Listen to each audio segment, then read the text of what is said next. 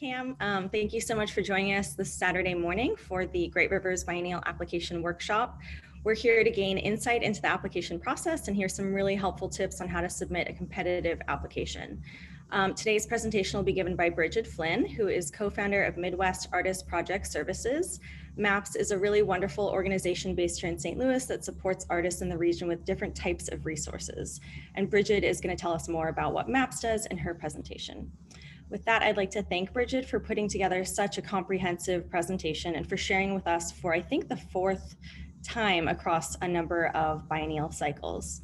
So the presentation is going to last about an hour. Please feel free to chat in your questions and we'll save time at the end for Q&A as well. And as Michelle said, we are recording the workshop. It'll be made available on our website later this week. And with that, I will turn it over to you, Brigid. All right, well, thank you so much, Misa and Michelle, for inviting MAPS to be part of the Great Rivers Biennial. Once again, this is such an amazing opportunity for artists in our area, and we couldn't be more excited to help as many artists as possible have a really great application and to really help get their ideas out in front of some incredible people. So with that, I'm going to share my screen and we'll get started.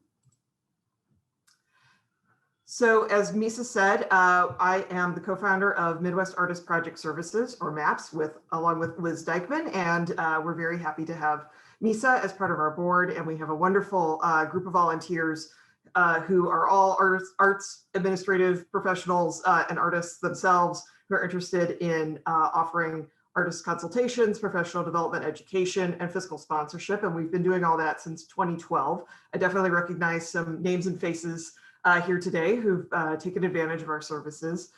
So nice to see everybody. One of the things we also provide is application reviews. So I have set up on our website on midwestarts.org. We have both our regular scheduled times when you can sign up for an application review, but August 7th is going to be a special like GRB review day.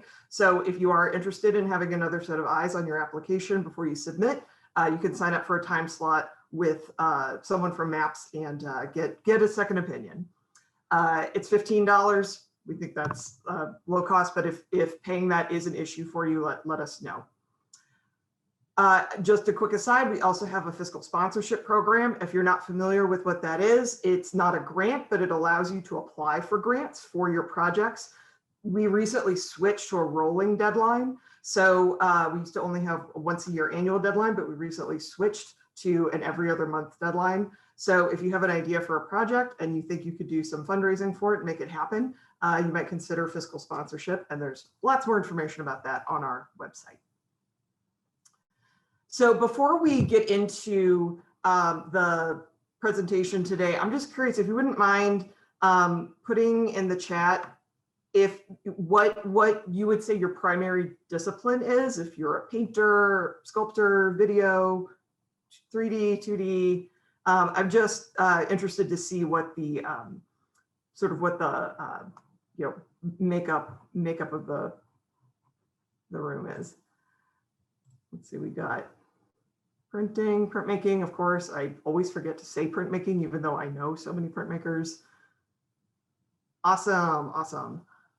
I love seeing all the different disciplines and areas where people are working here in St. Louis. We have such a diverse artist community here. It's really, really awesome. Thank you so much for sharing. And I also want to make sure that as we're talking, if we're giving an example of when we're talking about work samples, especially, but artist statements, how you talk about your work, if there's something that's specific to your discipline that you have a question about, please feel free to ask that and make sure that we cover it because somebody else might have the same question. I also want to say that I talk fast and I talk a lot. And first of all, as you saw, this program is being recorded. So this video slides will be available after today. But also I'll stop along the way and ask for questions. Or as Misa said, if there's something that's really not clear and I'm like not slowing down, just go ahead and pop that question in the chat and she or Michelle will either interrupt me or try and respond to you. So now that housekeeping is out of the way, what we're going to go over today is the purpose of the program, the applicant, the qualifications, your eligibility, the review process, sort of what happens in the black hole after you hit send, the selection criteria, what are those qualities that the panelists are looking for, and then the actual application components themselves and the work samples. So what is the purpose of the Great Rivers Biennial? Well, of course, it is to give somebody, three somebodies, $20,000 and an exhibition at the museum. But what it also does is identify talented emerging and mid-career artists working in the St. Louis area and providing them with, as we said, the financial assistance, but also to be this platform for the next step in your artist's career, to allow you to access that next big thing on the horizon. So that talented and, that emerging and mid-career terminology sometimes can trip people up. Emerging does not mean young. There's no age limit. Past recipients have been in their 40s, 50s, maybe older, I didn't check, but some of the youngest, one of the youngest winners ever was Rachel Yoon in the previous cycle. So please don't equate emerging with any kind of age distinction. I know sometimes the art world kind of seems to favor maybe certain age demographics, but not the case here. And then mid-career also means a wide range. Really and truly, unless you just had a solo exhibition open at the Met or MoMA, like you're probably eligible. So really, again, these are meant to give some context, but you should consider them as being more inclusive than exclusive. Why should you apply? Because you take your art career seriously. I think that's the number one. Applying for opportunities like this is the number one best thing that artists can do for your art career. Whether you're accepted or not, the discipline, the practice of taking advantage of these opportunities, of what they push you to do, is incredibly important. And the opportunities are here. So, if you don't apply, you've already rejected yourself, which is something an artist friend once said to me. Opportunities and deadlines can be prompts to realize ideas. I'm a very deadline-driven person. I don't get anything done without a deadline. I've got so many great ideas, you guys don't even know. But unless I have a deadline or a meeting coming up or a presentation, it's just going to sit in my phone or in my notebook forever. So having a deadline, I think, can really be a great prompt to force you to do your research, force you to actually start thinking about, like, okay, what would it take to make this happen? And that's exciting. One of the best opportunities available for St. Louis artists, it gets your work in front of national curators and national arts leaders. And I, again, want to congratulate Misa and Cam for selecting and recruiting some amazing jurors. They're going to look at your work. Like that in and of itself, just getting 10 minutes with these folks is remarkable. And even if you aren't selected for this opportunity, if you catch their eye, who knows what could happen? Or they may not have something specifically that you would be perfect for, but maybe one of their friends does. Maybe another curator that they know at another museum is looking for somebody, for artists who are doing something similar to what you're doing. You really never know. So getting your work in front of these people is an incredible opportunity. And once you've done all the work, you can use the materials again, right? There's lots of opportunities. I know the past year, obviously the funding landscape for individual artists has changed a lot. But the good news is that I think a lot of these opportunities, like Creative Capital, these other national things, are coming back. And so you can use your artist statement, you can use your work samples, you can reuse some of these things. So it's worth putting in the time and work. And then it's also worth figuring out where else you can use them. And I've shared this quote before, but I just think it's really worth talking about. The Great Rivers Biennial is meant to be this platform. It really does give you a level of visibility that you might not have had before. Juan William Chavez, who received it, I think he was in like the second or third iteration. He did receive a Guggenheim Fellowship shortly afterwards. He's had residencies and other opportunities. At the presentation on Thursday evening, Rachel Yoon was talking about how, after she received this award, or after she was part of the biennial, she now is connected with, like, she's going to show work in New York. She's getting, she's getting more connections nationally, and it really can have that impact. So no reason not to go for it. So the deadline is Wednesday, August 18th. I will hope that all of you don't just have the deadline in your calendars.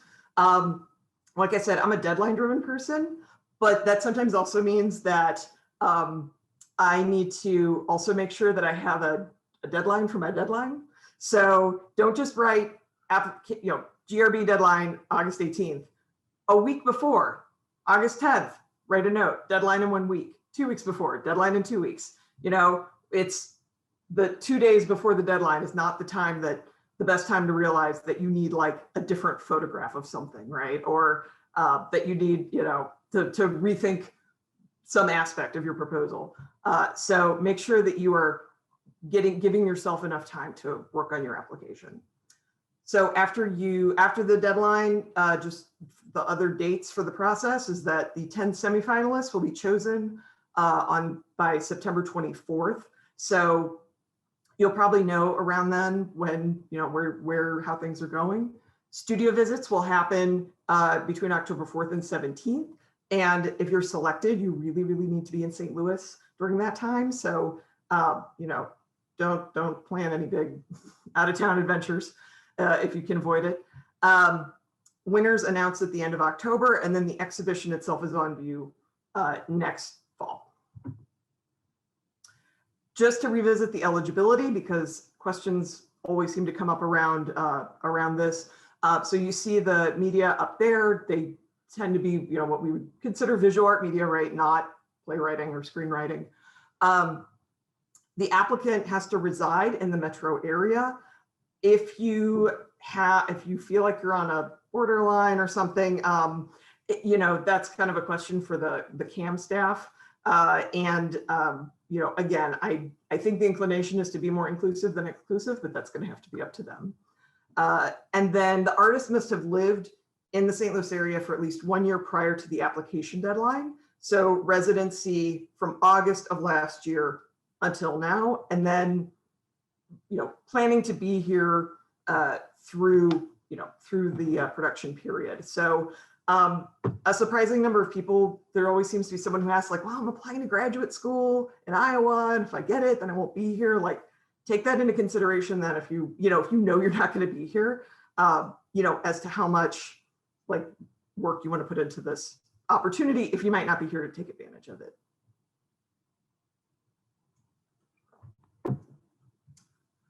Obviously, past awardees may not apply. Artists may be a degree-seeking graduate student, but unfortunately other students not eligible. And then we talked about the studio visit happening those weeks in October. And if you don't have a studio, that should not be intimidating or should not defer you from applying. If you don't have a studio, CAM will work with you to figure out a space and how it will be comfortable for everybody, for the jurors to come see your work. And then after the deadline is passed, there'll be kind of a first pass of all the applications to review them for eligibility and completeness. So once again, make sure you give yourself enough time to hit that submit button, make sure everything went through okay, that all your T's were crossed and I's were dotted, because incomplete applications will not be judged. Anticipating around 100 and 150 applications this year. And I don't know if you think that's a lot. I don't know if that's an intimidating number. So I give the example of when I lived and worked in New York, I worked for the New York Foundation for the Arts. They have a fellowship program that awards $7,000 fellowships. Now this is $20,000 on an exhibition. That was $7,000 and that was it. And they got, around 8,000 applications for those fellowships. Now they gave like 100 fellowships, but that's still, just to put it in perspective, the odds are ever in your favor with this opportunity. So again, do not be intimidated to apply, because I think that it's for what the award is, your odds are really good. So jurors review the work samples and the proposals. CAM staff is not a part of the process. So you can wine and dine the CAM curators and the CAM staff all you want. They absolutely deserve it, but it's not going to affect your application.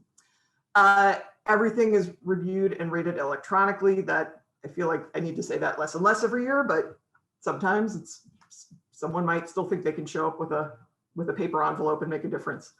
And then we talked about the studio visits, and then the jurors will convene again after the studio visits to select the winners. And the CAM staff will work closely with the artists to develop the exhibition plans. Are there any questions about guidelines, review process? We're going to get into nitty-gritty about the application itself, but any questions so far about all that? Okay. So I mentioned that this is an incredible opportunity to get your work in front of some amazing people. Do take the time to learn more about the jurors. They are incredibly accomplished. And I think especially, having Hamza Walker come back, he did it before, and have him for the very first one, right? And so to have him back as a juror, I think is a real testament to this opportunity. He obviously was interested enough, happy enough with the past recipients to come back and be excited about that. Just a pop quiz. Does anybody know, you can see Jen Liu's work in St. Louis right now? Does anybody know where you could see her work? You put it in the chat, or anybody want to guess? Misa or Michelle, where can you see Jen Liu's work? Oh, we got some in the chat. They're right. At CAM. At CAM, yes. So she is an artist whose work is included in the current Stories of Resistance exhibition. So if you haven't had a chance to check that out, please go check it out. And her work is really interesting. So highly recommended. So, this is an important question for this opportunity. It's that balance of like, keep it in mind, don't get too obsessed with it, be true to yourself, but what are they looking for? And I think a great place to start is always looking at the past recipients, the past artists who were selected, right, for this opportunity. So of course, hopefully all of you got to see last year's installation. If you didn't, there's a lot of images and videos with the artists online on CAM's website. So I really would encourage you to go check that out. But of course, last year we had Khalil, Tim Portlock, and Rachel Yoon's installation. And I think these are all great examples of the diversity of work that is considered and included. I think, because CAM is such a big space, and a lot of times in the past, there's been big installations that have, filled the space, but they don't have to be huge. I mean, Khalil's ceramics are on the pedestals there. They're not, 6 feet tall. Tim's work is 2D, it's on the wall. And Rachel's, of course, was, like an experience. So really, again, it's, I don't think that it's possible to say like, oh, one discipline or one type of work, it seems to do better than others. It really is across the board. And of course, past recipients have worked in drawing, works on paper, animation, more interactive type things, kinetic sculpture. So it really, I think gives a good example or gives a good perspective on, it's about the scope of an ambition of the work itself, but not necessarily always about the scale, if that all makes sense. So what are they looking for? And I think that, one of the hardest things is, or, one of the things that artists are always thinking about is this clear sense of vision, an artistic signature, and a unique and distinctive voice. Now that is something that you are going to be developing over the course of your lifetime, over the course of your practice. It's going to be continually evolving. And no matter where you are in your career, I think that, I've had artists of all stages of their careers say to me like, but the work I'm making now is so different than what I was doing 5 years ago, and it's so different from 10 years ago, and I want to go in this new direction. And you're always going to be in that way, right? And that's good, you know. But for this application, there should be a strong sense of who you are as an artist. And again, that doesn't mean you only have to present one discipline or one area of your work, but it should be conceivable that it was all made by the same person. Work that is contributing to contemporary art is engaged in this larger art world conversation.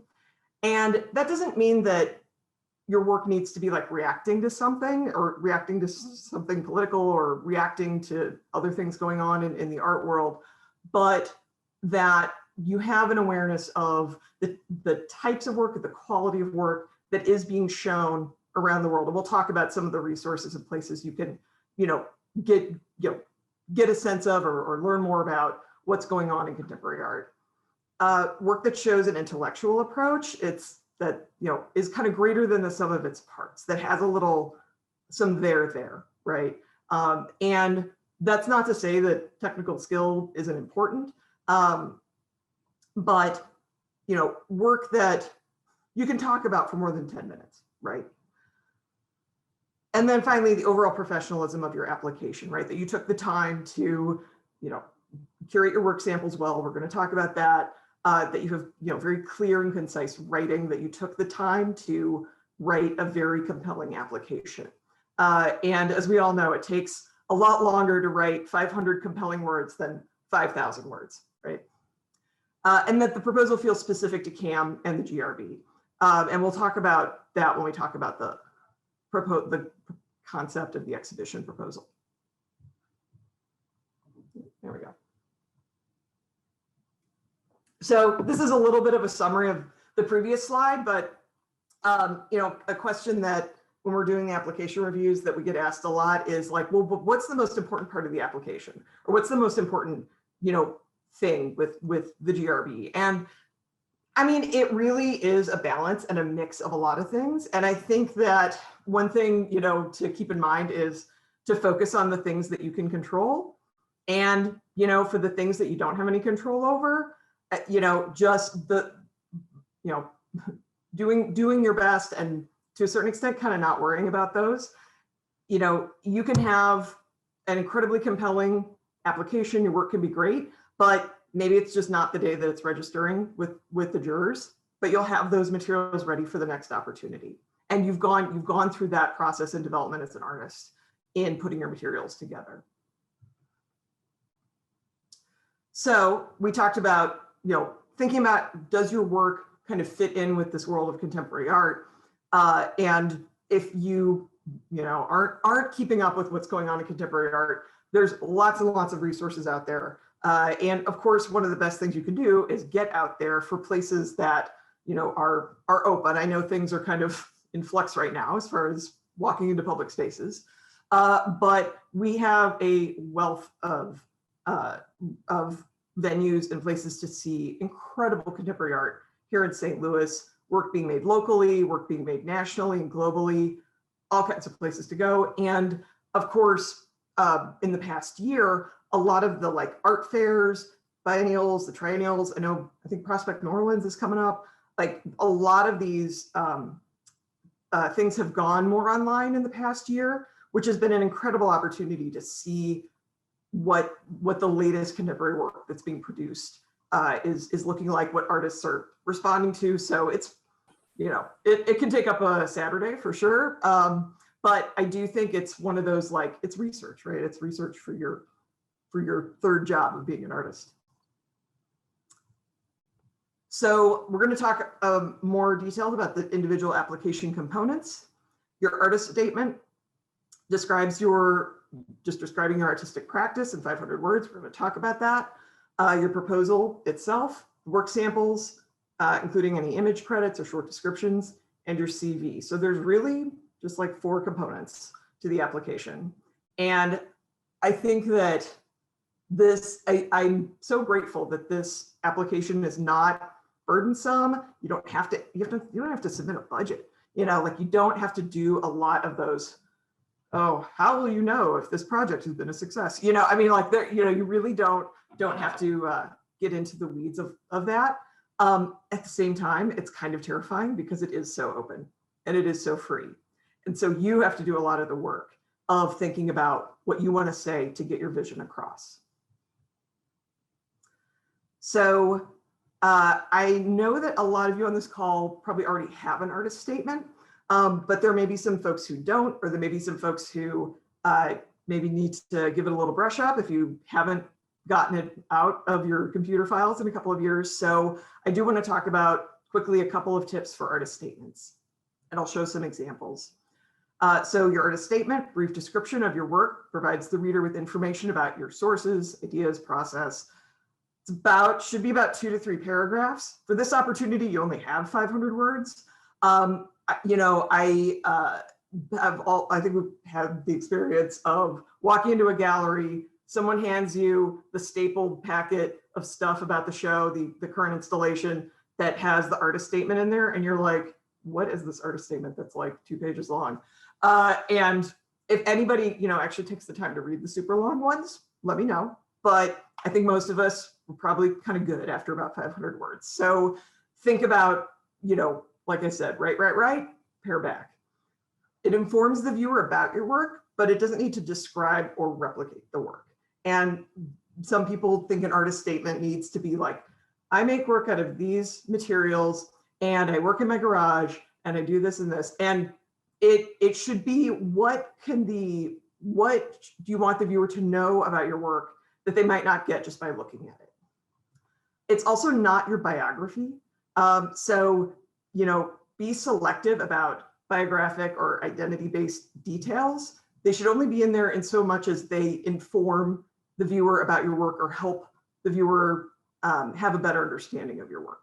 And again, I'm going to show an example of that. So just a few prompts and questions again, for if you're starting from scratch or need a refresher, some places to start. Where does your inspiration come from? Something that I love to talk to people about is, what are you endlessly curious about or fascinated by? You know, artist statements can be really dry. And if you are excited and you're talking about something that gets you worked up, that's going to come through in your artist statement. What about your process, either creative or constructive, might the viewer find interesting?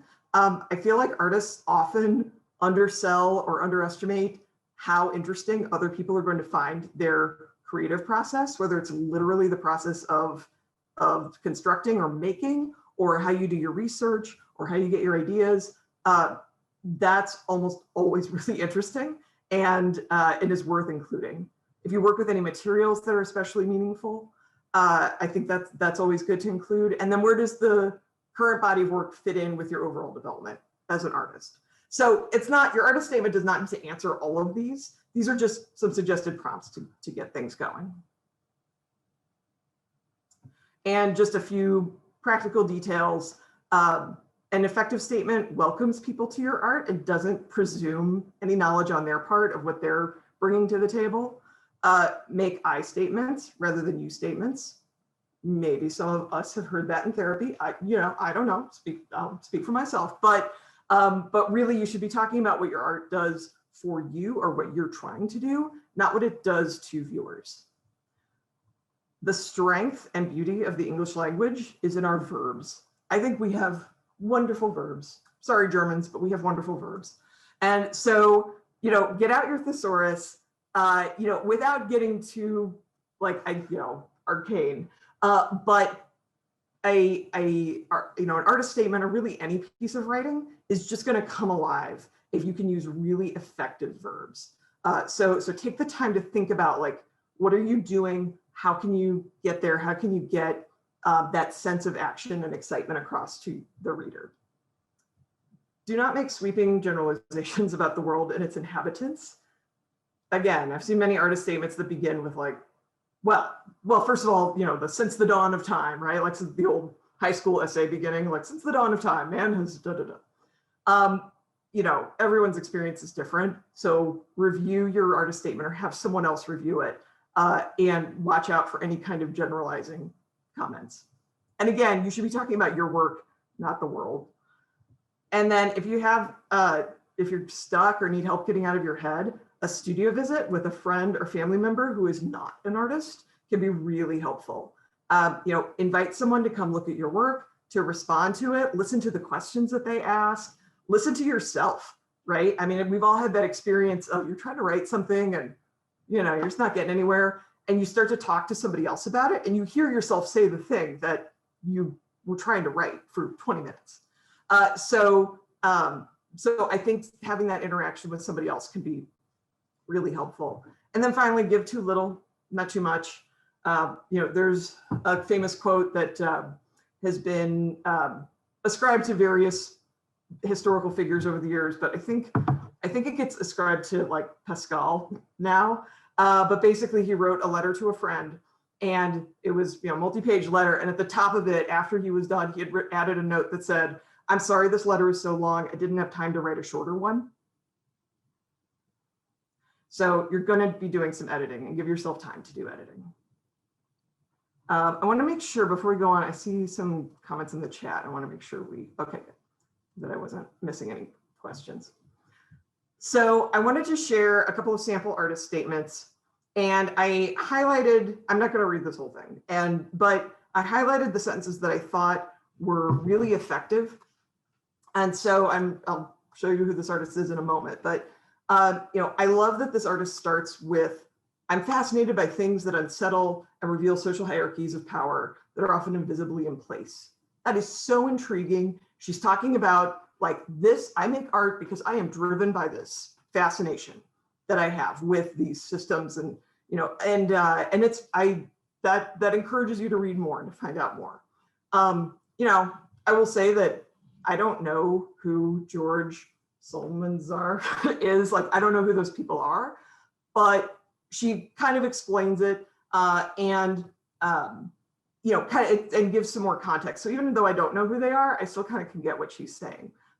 Personally, I don't know that I would have, if I was editing this person's artist statement, I might be like, I don't know if you need to include those names that, I haven't heard of, but maybe she was writing to a different audience at the time. And then I like how she talks about why she works with the materials that she does, right? So she talks about working with materials that highlight the liveliness of supposedly inanimate things. And then she talks about stones, some things that produce smell, stuff around plants. And so like she's explaining why she feels compelled to work with the materials that she does. And I find that really interesting. And the last sentence about edifices of authority that are denaturalized and crumbling, I think really sets up the way to look at her work. So here is an image of this work by the artist Candice Lynn.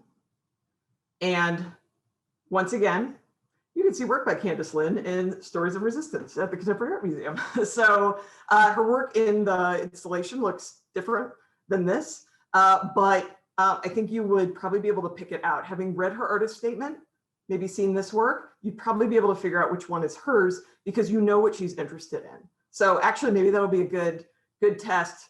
Go back and read that artist statement, and that go in blind into the exhibition, see if you can pick out her work. So I wanted to show work by another artist before showing you their artist statement. And so this is work by an artist who also has work on view in St. Louis right now. So I'm going to let you look at it for just a minute. Think about what this work might be about. If you walked into a gallery and just saw this on the wall, didn't know anything about the artist, what do you think it means? So some of you may know this artist or have guessed who it is, but it's the artist Christine Sun Kim. And this is her artist statement. And this, I wanted to include this sample because kind of different from the previous artist, her work is very much informed by her identity because Christine Sun Kim is deaf. And a lot of her work deals with her experiences being deaf, her experiences interacting with the hearing community, and it's also full of verbs. It's also full of great verbs and statements about, She was driven to make work because she's constantly questioning, this is her worldview, right? Like, I constantly question the ownership of sound. And, you know, she very easily could have written this from the perspective of, you know, the hearing world, you know, the hearing world owns sound and isn't welcoming to deaf people. And she could have written it from this like third person generalizing perspective, right? But she writes about her own experience. And I think that makes this so much stronger because she's talking, right, what you know, right? And she's talking about her own experience. Anyway, again, I'm not going to read this whole thing, but I wanted to show two examples of artist statement that, you know, that was maybe about the work, and an artist statement that's about the identity of the artist. Okay, anything else about artist statements? Most of you guys probably got this down, but so the exhibition proposal itself. This is a quote from Sarah Paulson when she was part of this workshop a couple of years ago. And I think it's such a great and terrifying way to think about what you're going to put together for your proposal. And she said, make the work that you would be making in 10 years. And it's a challenge, right? And I think that's what this opportunity is all about, is about challenging yourself to think about what's the next big direction for your work. We talked about like that increase in scope that doesn't always translate into an increase in scale, right? It's not making 100 photographs. It's not making a bigger version of what you're doing now necessarily.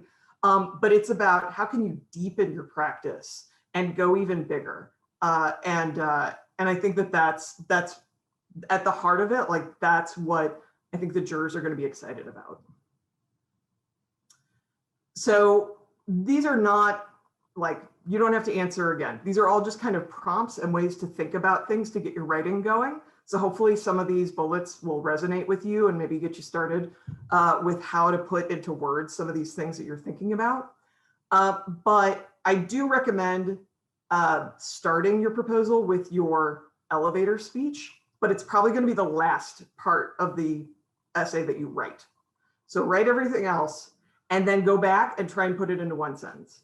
And I say that not only because it's a good exercise for you to try and really distill down what you're thinking about, but also these three jurors have to look at between 100 and 150 applications.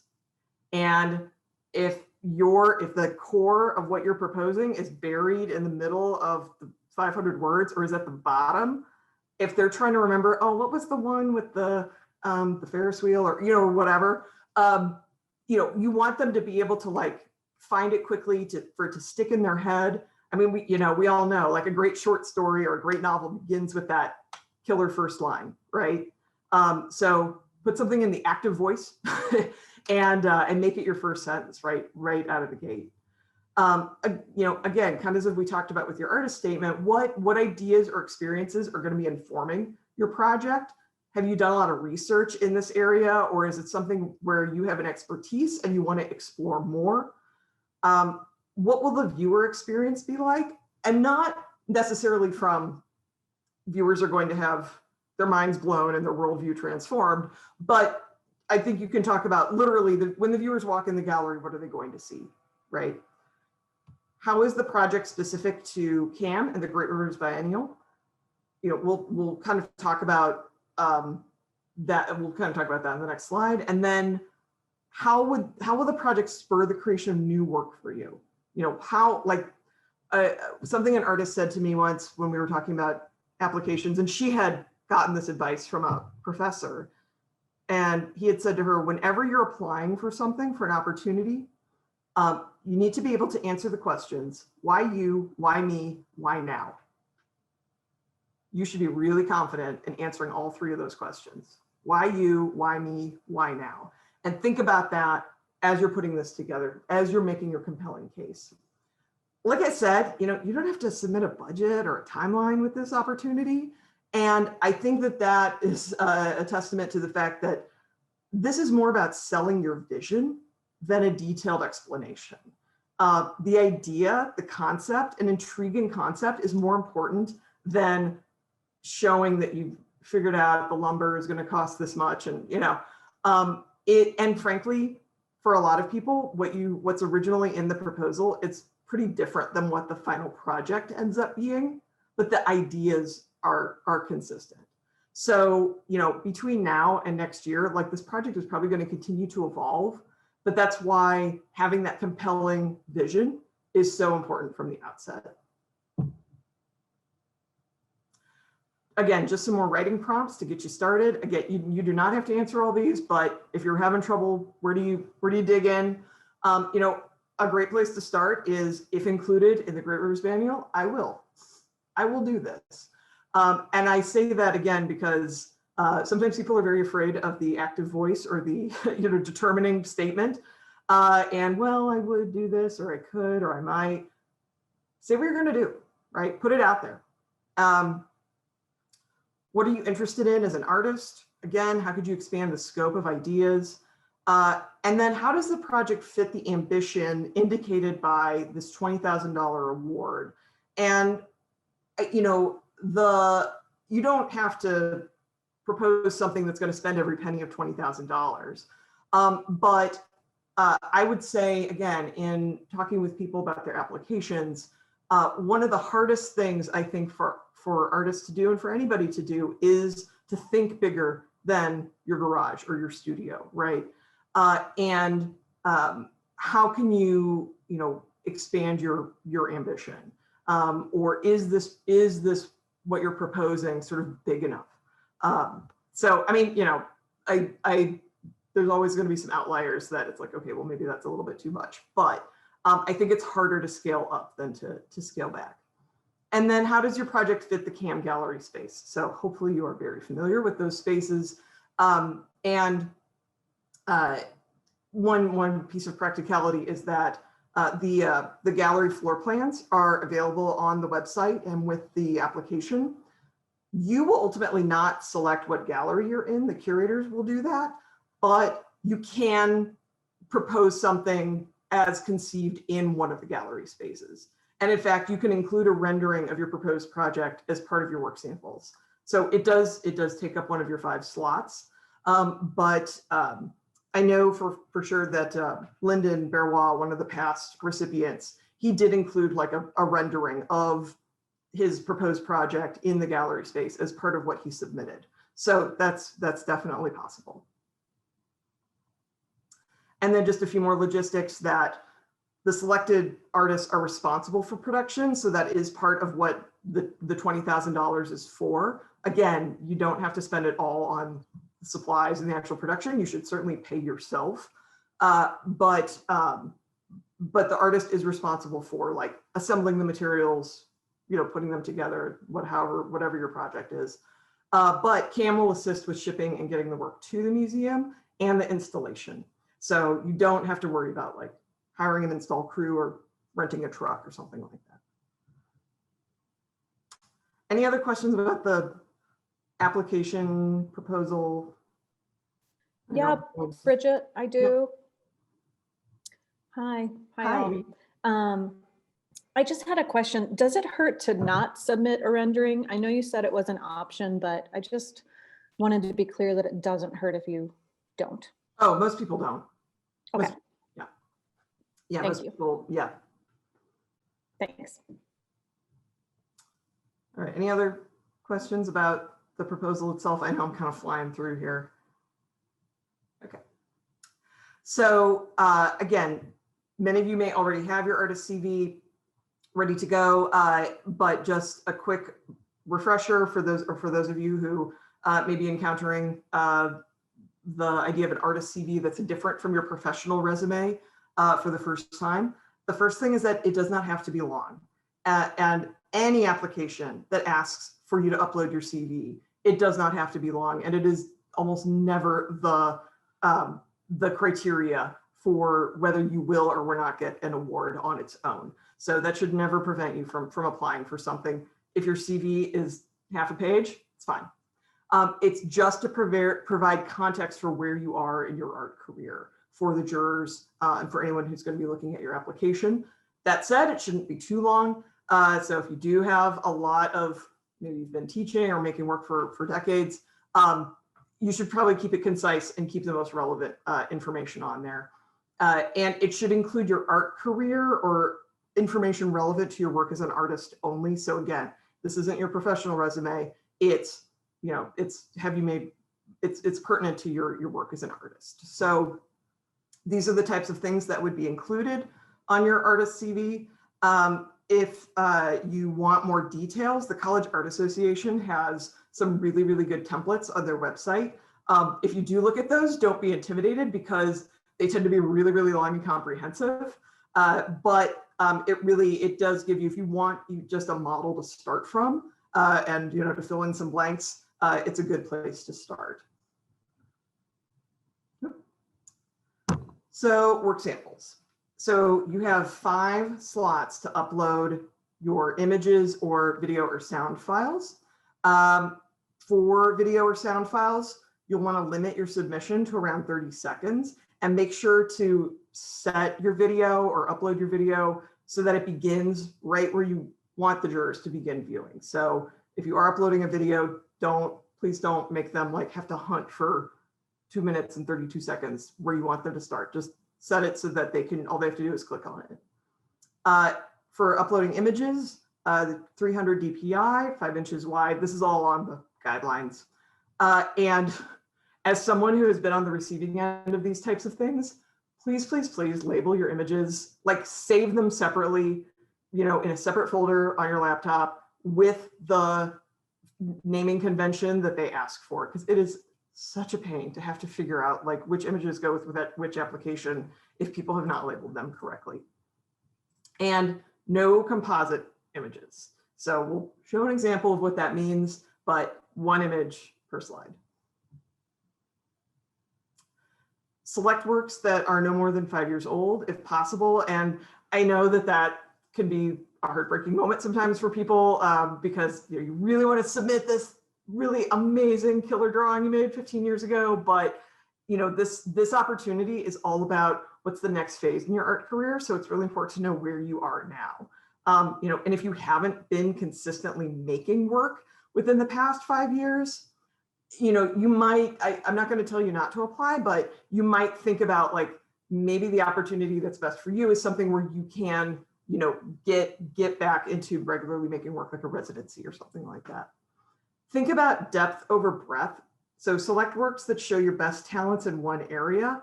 Again, this is kind of like a kill your darlings moment, right? Like you want to have that clarity of vision so that you're presenting a really clear, consistent image of yourself as an artist to the panelists.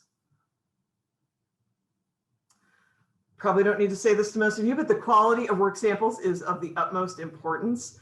High resolution images or video is essential.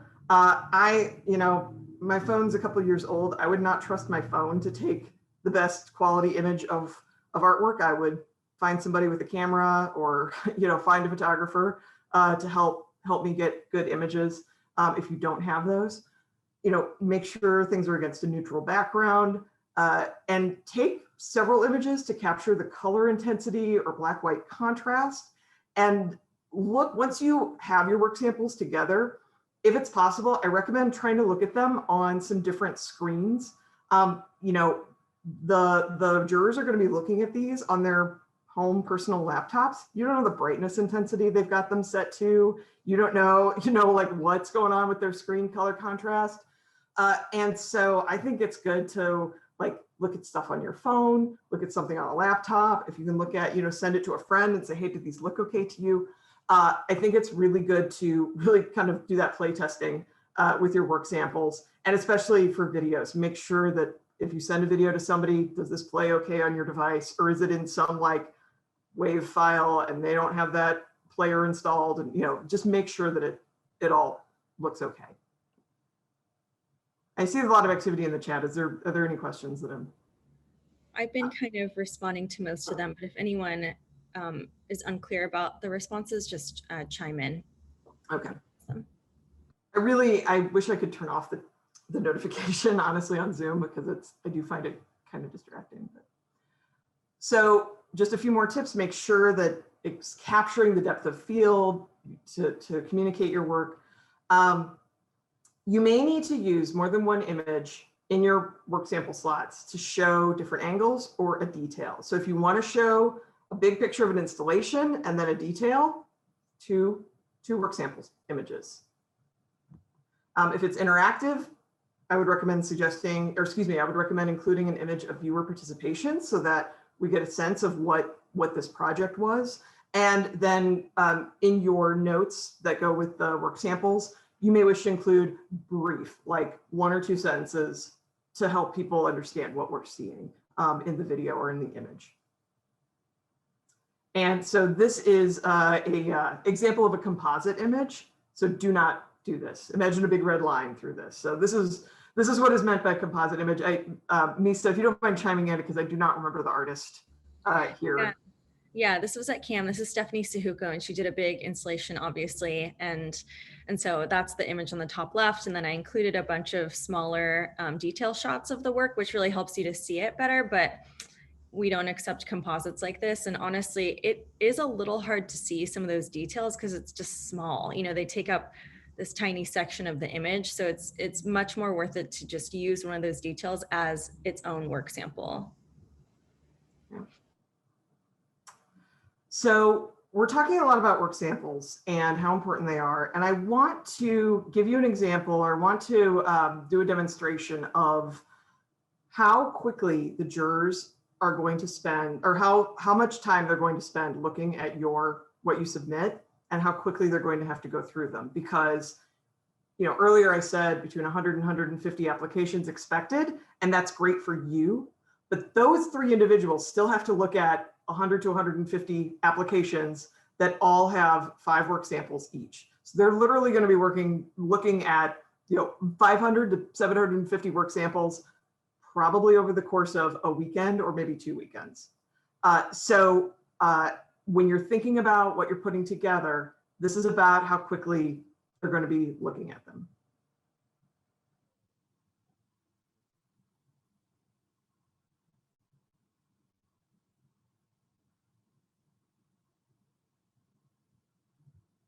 And then I got to move on to the next one, right?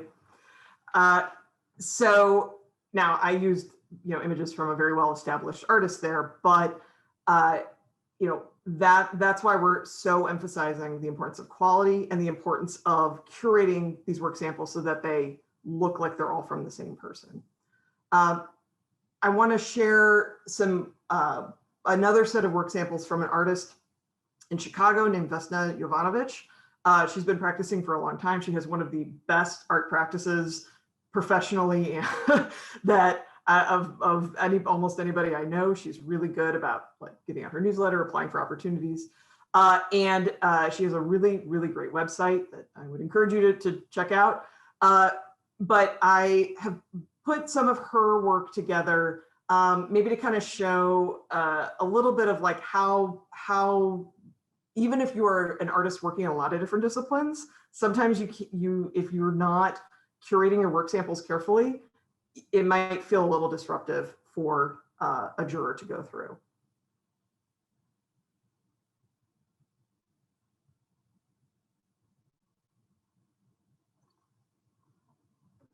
So, you know, and again, I put these together. Vesna would never put these together this way, but you know, she has this wonderful like graphite work, and then the watercolor. It's okay. It's still work on paper. Still kind of is in her style, but then she also does ceramics.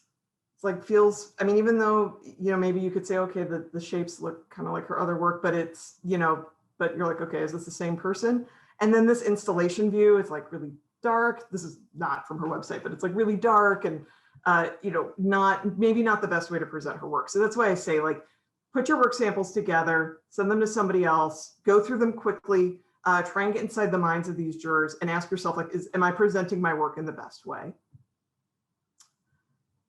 So after you receive an award, or if you're selected, the artists enter into a professional contract with CAM. And as I said, you will be assigned to a gallery by the organizing curator.